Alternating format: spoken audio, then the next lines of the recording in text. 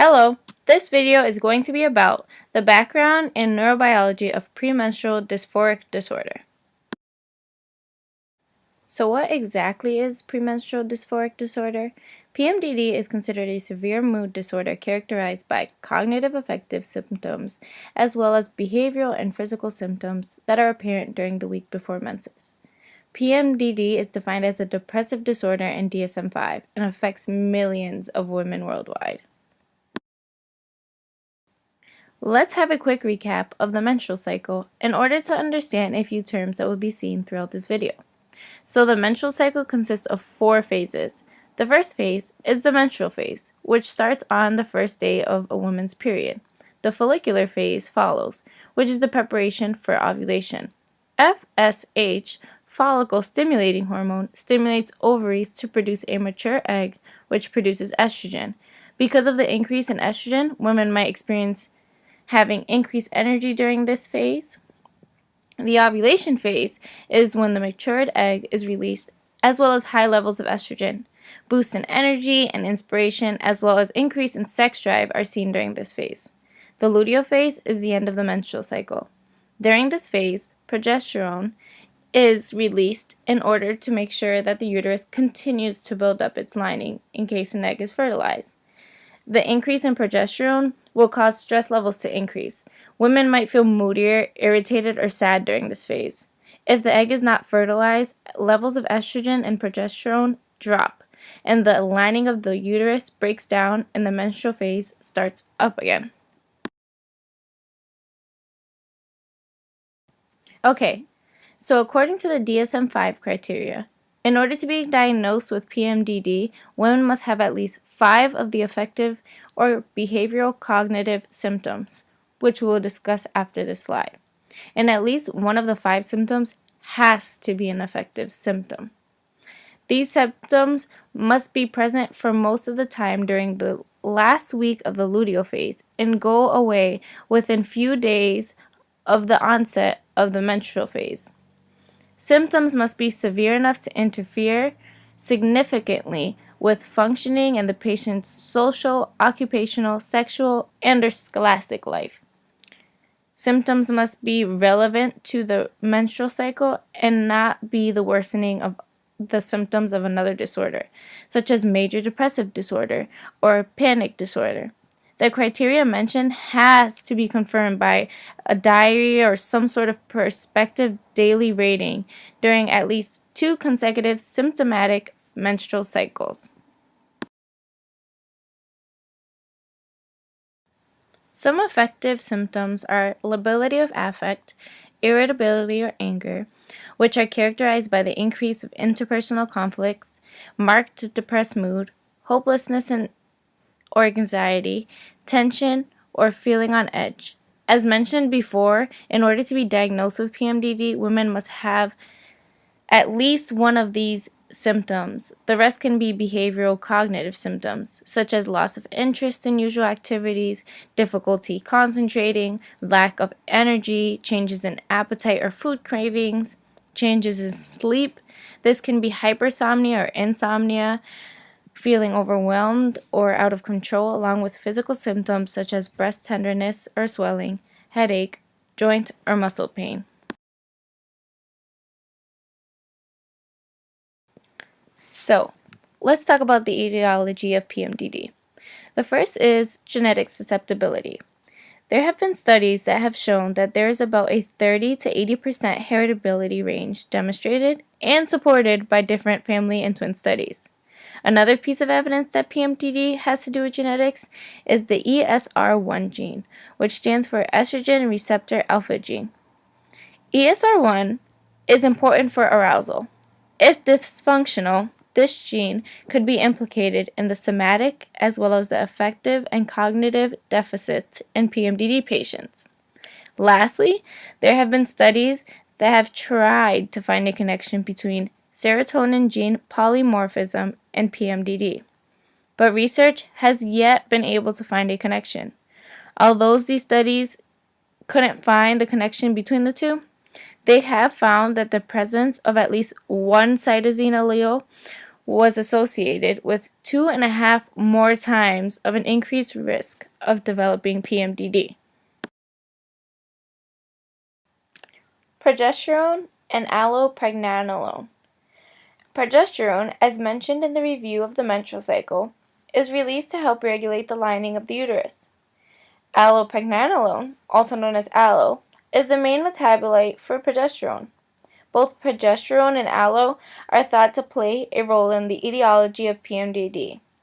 In both women who have PMDD and those without, experience low levels of progesterone during the follicular phase and high levels during the luteal phase of the menstrual cycle. Those with PMDD have been reported to have decreased levels of allopregnanolone in the luteal phase when compared to healthy controls. As seen in the graph to the right, those with PMDD in red have lower levels of progesterone in the follicular phase and luteal phase when compared to the healthy controls, which are in blue. Allo is a potent allosteric modulator of GABA-A receptors and has sedative, anesthetic, and anxiolytic properties, which are also seen with alcohol and benzodiazepines. In times of acute stress, increased allo is known to provide relief. But women with PMDD, this typical allo increase during acute stress does not occur. There are animal models which portray the importance of progesterone and allopregnanolone in PMDD. A study done on rats and the withdrawal from physiological doses of progesterone exhibits social withdrawal and lack of pleasure from activities usually found enjoyable, which are symptoms characteristic of PMDD. Another study showed that chronic exposure to progesterone, followed by withdrawal of progesterone, portrayed increased anxiety behavior as well as alterations in the GABA-A receptor function in rats. The alterations in GABA-A function may not be due to progesterone itself, but allo, as blocking progesterone conversion to allo blocks the previously mentioned effects of progesterone. In the last study I found, manipulations that produced depressive and anxiety-like symptoms in mice were associated with reduced allo levels in the amygdala, hippocampus, and the medial prefrontal cortex in these mice, making the connection that allo directly affects PMDD. Estrogen, serotonin, and BDNF. So the relationship between estrogen and serotonin aren't fully understood yet, but we do know that they both play a role in PMDD. Estrogen affects multiple neurotransmitter systems that regulate mood, cognition, sleep, and eating behavior. PMDD symptoms align with low estrogen side effects. PET studies done in humans have found increased cortical serotonin binding modulated by levels of estrogen. Another study also showed that there was an increased binding potential of serotonin in the cerebral cortex with estrogen treatment, and an even greater binding potential of serotonin with a treatment combination of estrogen and progesterone. Another study showed that low levels of estrogen were associated with decreased serotonin transporter gene expression.